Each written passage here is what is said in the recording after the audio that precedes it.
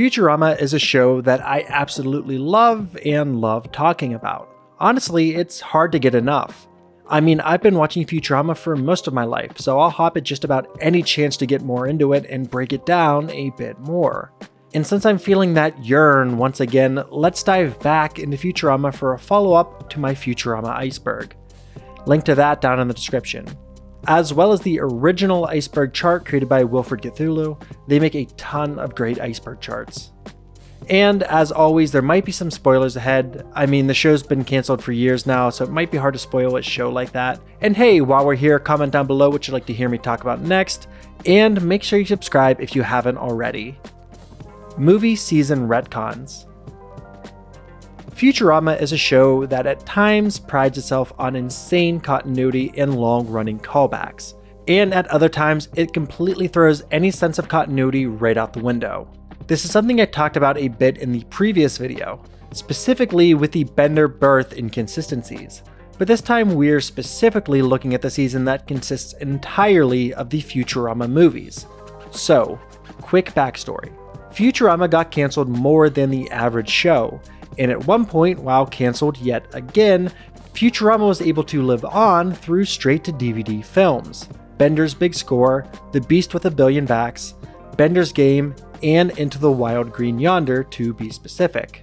After these DVDs sold well enough that the show was brought back, they decided to break the films up into smaller episodes that could then be run as a season in syndication.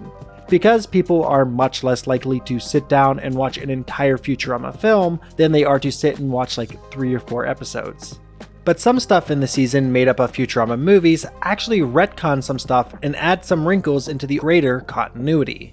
For starters, let's look at Bender's Big Score.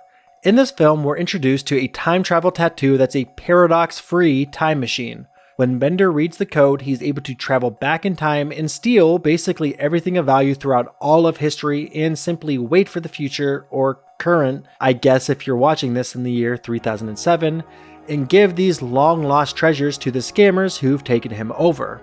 Okay, that already kind of opens some potential plot holes in terms of humanity, but what we're going to focus on is when Fry goes back to the past.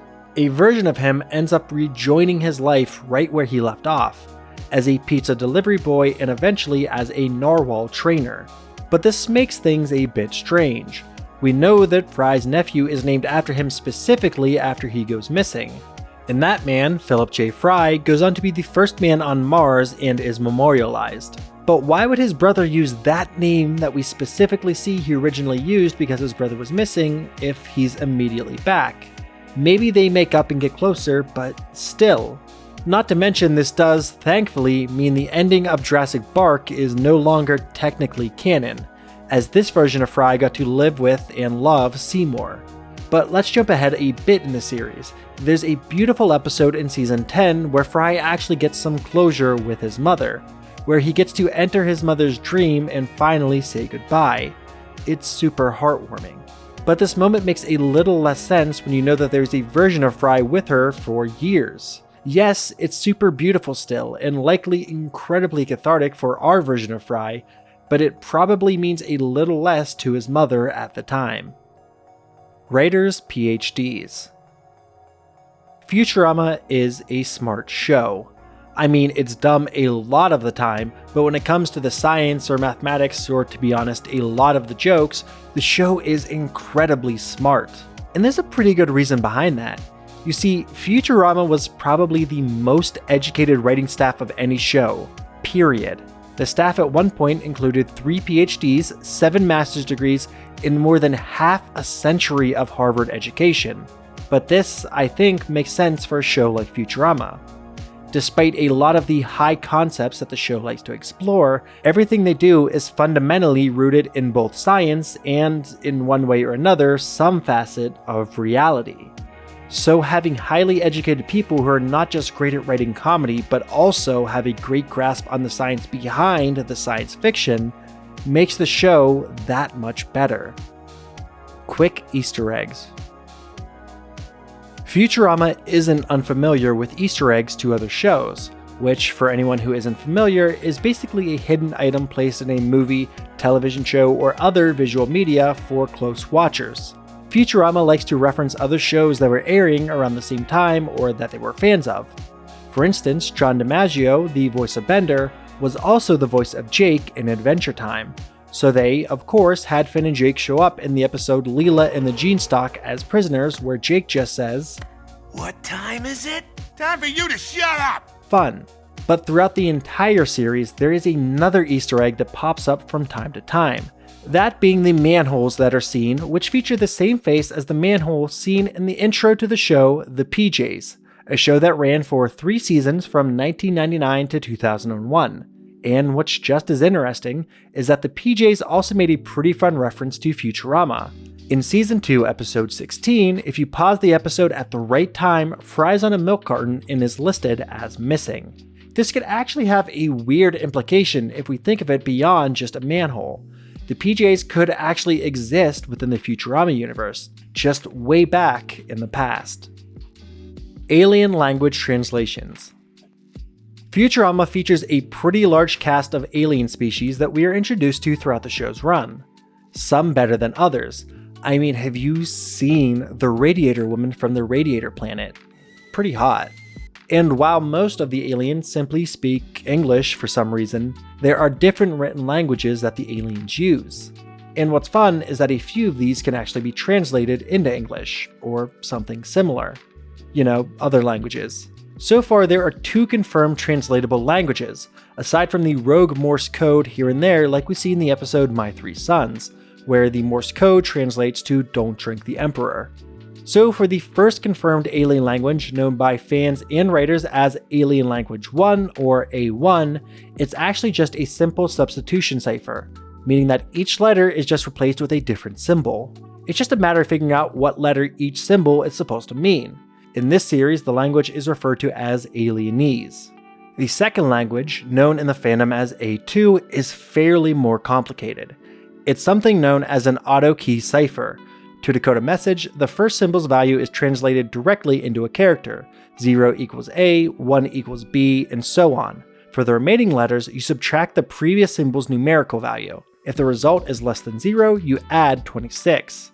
Then that number is converted into a character as before, which is way too smart and complicated for me. In an episode commentary, this language is referred to as the Niblonians language. Fans also thought for a while that there was a third alien language in the series, but that has since been disproven. Although that's not to say that the writers didn't create a third language for the series. In a 2013 interview, David X. Cohen, one of the executive producers for the show, confirmed that a third language was created, but never actually made its way into the show, because while the language was more cryptographically secure, it was far too complex to be used as the show typically uses alien languages, as background jokes. Bender's actual most used word. In the Season 2 episode, War is the H Word, Bender has a bomb placed inside of him that, unknown to him, will explode when Bender says a certain word. But how can the Earth government make sure that he'll say a certain word? Well, obviously they've set it up so that the bomb will go off when Bender says his most commonly said word, which in order are chump, chumpette, yours, up, pimpmobile, bite, my, shiny, daffodil, and of course, Ass! We don't have long! Which makes sense when you know Bender, though the bomb is eventually changed so that it'll explode when he says his least commonly said word, because they couldn't fully remove or defuse the bomb.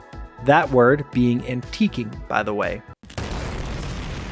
But what about Bender's actual most frequently used word? Is it actually ass? Well, actually someone set up a program that'll go through the infosphere, the Futurama wiki, go through the transcripts for each episode available, and calculate Bender's most used words. Though this person does admit that there are a few problems with this, mainly the movies being counted twice because of that whole thing where they're split into episodes, as well as a few episodes not being available at the time. But still, this is a fairly good representation of what Bender's most frequent words actually are. So, without further ado, Bender's actual top 10 most frequently used words. 10. Now. 9. Yeah. 8. Up. 7. Bender. 6. Like. 5. 1.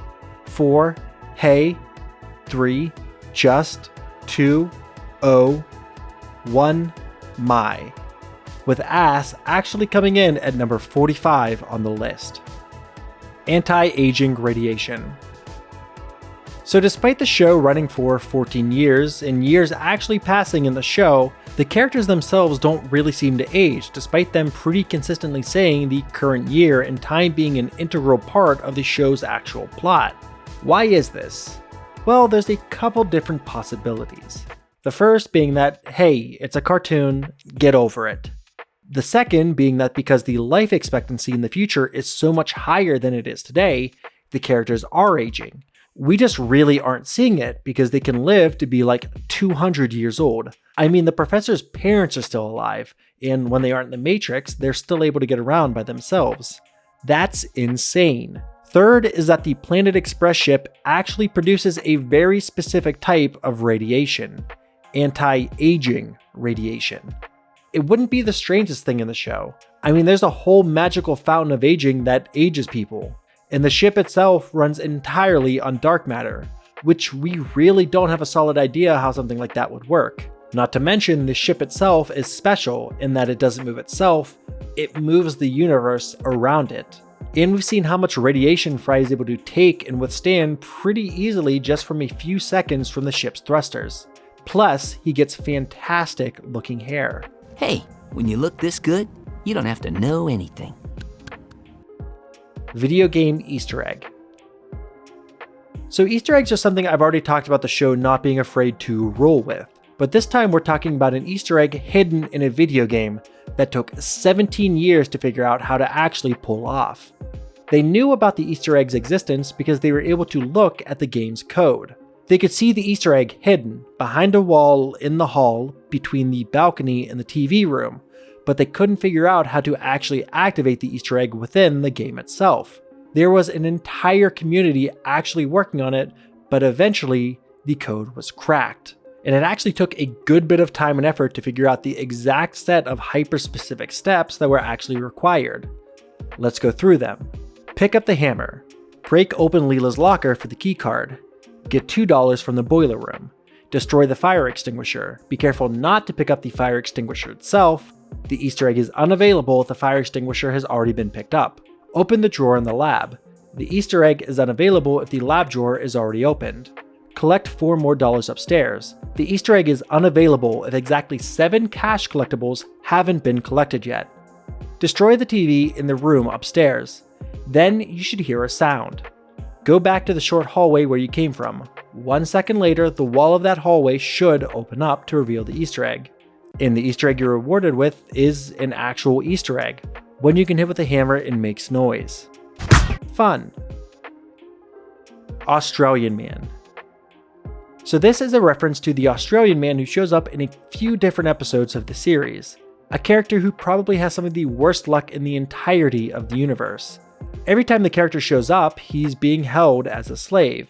Every single time. First, in how Hermes requisitioned his groove back, where not only is he a slave on the planet Hermes goes on vacation to, but after Hermes gets the slave planet running more efficiently, he becomes the lone slave for the entire planet. He then later shows up in a Pharaoh to Remember, again as a slave. The same with this episode. Finally, he shows back up in the Beast with a Billion Backs, but this time instead of being taken as a slave, he, along with everyone else, is attacked and taken in by the Genticles.